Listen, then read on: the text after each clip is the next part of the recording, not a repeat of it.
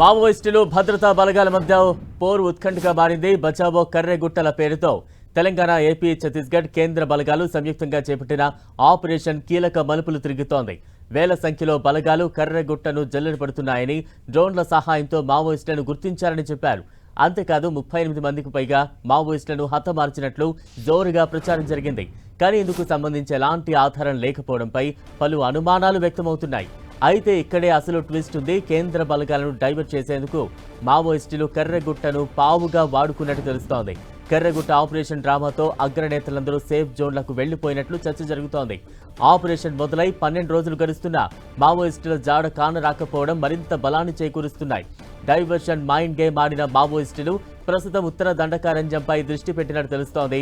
Operation Kagar పేరుతో BJP ప్రభుత్వం దూకుడు పెంచగా ఇప్పటికే మావోయిస్టు పార్టీ అగ్రనాయకులను కోల్పోయి భారీగా నష్టపోయింది. ఇక కర్రెగుట్ట ఆపరేషన్ పై మరింత అప్డేట్స్ అందించేందుకు మా ప్రతినిధి సైదులు సిద్ధంగా ఉన్నారు. సైదులు, ఎస్ బలరాం, తెలంగాణ ఛత్తీస్గఢ్ సరిహద్దు ప్రాంతంగా ఉన్నటువంటి కర్రెగుట్ట ఆపరేషన్ 13వ రోజుకు చేరుకుంది. ఇప్పటి వరకు చూసుకున్నట్లయితే కేంద్ర బలగాలు 25,000 మందికి పైగా కూడా కర్రెగుట్టలను చుట్టుముట్టిన పరిస్థితి ఉంది. దాదాపుగా 8 వైమానిక దాడులతో పాటు కూడా మొత్తం పూర్తి స్థాయిలో డ్రోన్ కెమెరాలు కూడా ఏర్పాటు చేసుకుని ఎక్కడ ఉన్నారు మావోయిస్టులు, వారి స్థావరాలు ఏంటి అంటూ కూడా గుహలను కూడా స్వాధీనం చేసుకుని అక్కడ జాతీయ జెండాలను పాతిన పరిస్థితి మనం చూసాం. 17 రోజులు గడిచినప్పుడు కూడా 13వ రోజు అయినప్పటికీ ఇప్పటి వరకు కూడా ఏ ఒక్క మావోయిస్టు మృతి చెందినట్లుగా అధికారికమైనటువంటి ప్రకటన అయితే చేయలేదు. మొత్తంగా అయితే మావోయిస్టులు ఒక మైండ్ గేమ్ ఆడినట్లుగా జరుగుతుంది. ఈ మైండ్ గేమ్ లో మావోయిస్టులు సక్సెస్ సాధించారనేది కూడా మనకు అర్థమవుతున్న పరిస్థితి. ఎందుకంటే దాదాపుగా 13 రోజులుగా మావోయిస్టులను ఏరువేత లక్ష్యంగా కొనసాగుతున్న కేంద్ర బలగాల మొత్తం కూంబింగ్ ప్రక్రియ ఆపరేషన్ కి సంబంధించి ఇప్పటి వరకు చూసుకున్నట్లయితే మొత్తం 25,000 మందితో పాటుగా లోకల్ గా ఉన్నటువంటి డిఆర్జీఎఫ్, ఎస్టీఎఫ్ సంబంధించిన బృందాలను కూడా పెద్ద ఎత్తున కూడా కూంబింగ్ ఆపరేషన్ కు వాడడం జరిగింది. అయినప్పటికీ ఇప్పుడు మొత్తం ఐఈడీలను నిర్వీర్యం చేస్తూ లోపలికి వెళ్తున్నామని చెప్తూనే మొదటి నుంచి కూడా మావోయిస్టులు చాలా క్లియర్ గా కర్రెగుట్ట వైపు ఎవరు రావద్దంటూ కూడా లేఖలు విడుదల చేశారు.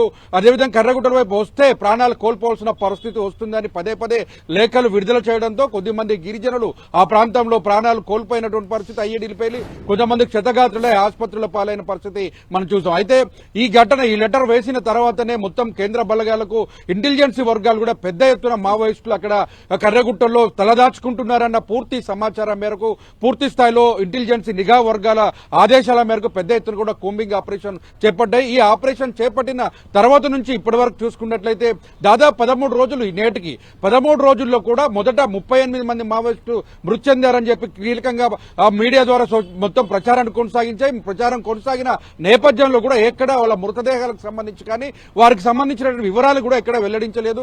కేవలం ఒక 3 మృతదేహాలకు సంబంధించి, అంటే మొత్తం 6 మావోయిస్టులు చనిపోయారని, ఇందులో 3 మావోయిస్టులకు సంబంధించినటువంటి లేఖను కూడా పూర్తిగా కేంద్ర మావోయిస్టు పార్టీ కేంద్ర కమిటీ అధికార ప్రతినిధిగా ఉన్న అభయ లేఖలో విడుదల చేశారు. ఆ 3 తప్ప మిగిలిన ఎక్కడ కూడా 38 మంది మృతి చెందినటువంటి లెక్కగానే వాళ్ళ మృతదేహాలను కూడా ఇక్కడ సమాధానం ఇలాంటి ప్రచారం జరిగింది తప్ప ఎక్కడ కూడా అధికారికమైన ప్రకటన ఇవ్వకుండా పోయిన పరిస్థితి కనిపిస్తుంది. మొత్తం వివరాలన్నీ చాలా గోప్యంగా ఉంచారు. అయితే ఈ 8 వైమానిక దాడులు, అంటే వైమానికాలకు సంబంధించి కావచ్చు, కేంద్ర బృందాలకు సంబంధించి కావచ్చు, వీరంతా పెద్ద ఎత్తున కూడా 5 గుహలను కూడా స్వాధీనం చేసుకుని జాతీయ జెండా ఎగరవేశారు. అయితే మొదటి నుంచి కూడా లేఖలు విడుదల చేస్తూ కర్రెగుట్టల వైపు రావద్దని పదే పదే లేఖలు విడుదల చేస్తున్న మావోయిస్టుల మైండ్ గేమ్ పూర్తిగా సక్సెస్ అయినట్టుగా మనకు అనిపిస్తుంది.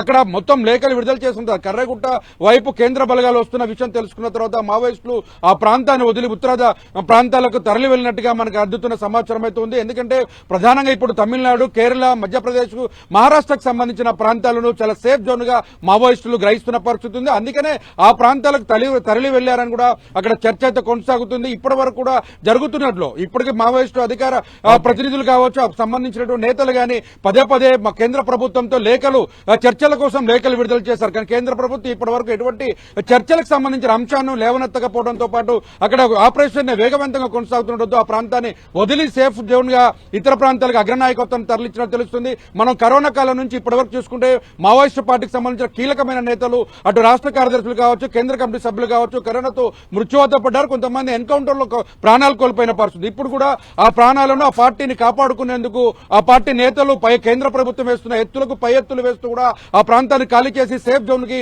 తరలి వెళ్లినట్టుగా మనకైతే అందుతున్న సమాచారం అయితే ఉంది. Right, thank you Saidulu.